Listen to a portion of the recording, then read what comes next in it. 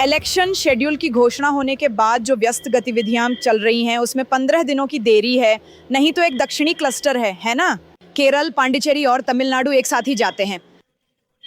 क्या इसका राजनीतिक रूप से कोई मतलब है? पहले से ही हमने यह मुद्दा उठाया है कि कभी-कभी स्वतंत्र एजेंसियों को स्वतंत्र रूप से कार्य करना पड़ता है, लेकिन ऐसा लगता है कि उन्हें भाजपा के बड़े आकाओं से संकेत लेना पड़ता है। और आमतौर पर तमिलनाडु और पुडुचेरी एक ही तारीख को जाते हैं और केरल भी वैसा ही एक दिन में। लेकिन किसी कारण से ऐसा है और हम बस इतना ही कह सकते हैं कि हम सवाल उठाते हैं। और हम जो भी सवाल उठाते हैं वह ये है कि जो कुछ भी होता है उस पर सत्ताधारी भाजपा का अब भी नियंत्रण है और यह एक गलत संकेत है।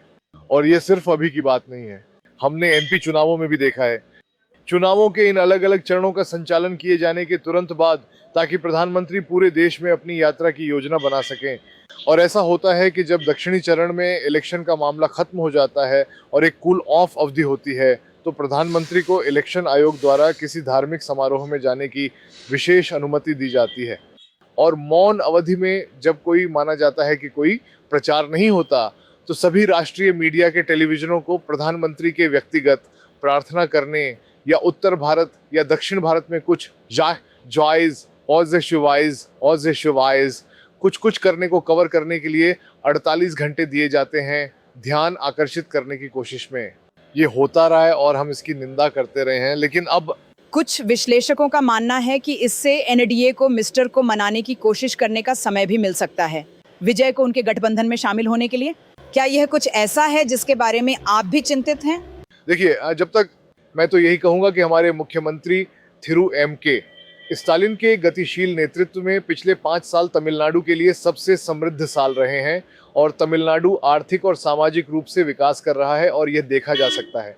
असल में हमारी सभी योजनाएं जो मुख्यमंत्री द्वारा चलाई जा रही हैं दूसरे राज्यों में, खासकर भाजपा शासित राज्यों में, अलग अलग नामों से उनकी नकल की जा रही है। यह साफ तौर पर उस लोकप्रियता और मानसिकता को दिखाता है जो हमारे मुख्यमंत्री ने महिलाओं के उत्थान के लिए अपनाई है। और हमें इस बात की खुशी है कि हम तमिलनाडु में महिलाओं का उत्थान कर रहे हैं, जिसका अब सभी भाजपा शासित राज्यों में पालन किया जा रहा है, जहां वे महिलाओं के उत्थान को नजरअंदाज कर रहे थे। लेकिन इस स्तर पर इतनी सारी पार्टियों का एक साथ आना, क्या इसका मतलब यह है कि आप घबराए हुए हैं? क्योंकि डीएमके का गठबंधन पहले से ही बड़ा था और अब आपके पास और भी ज्यादा पार्टियां हैं।